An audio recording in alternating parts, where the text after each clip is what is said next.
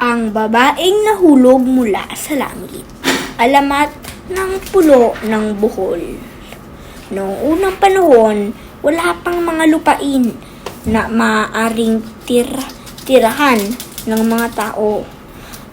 Ang mayroon lamang ay kalangitan na may malambot at malamig na ulap. At sa ilalim nito, may malawak na lawa. Isang araw, nagkasakit ang nag-iisang anak na babae ng pinuno ng langit. Ang pangalan niya ay Mayang. Hindi siya makakain, lalo siyang nanghihina at daw sa bawat araw na lumilipas.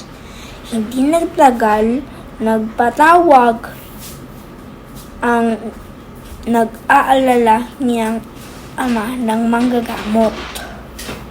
Tinignan ng manggagamot ang batang babae.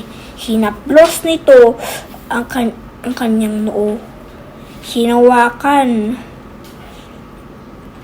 ang maputla at malamig niyang kamay.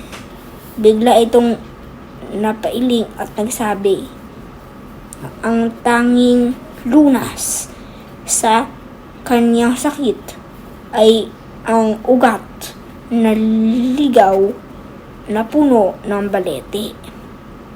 Kailangan hukayin niyo ang paligid ng puno ng balete para mahawakan niya ang ugat nito.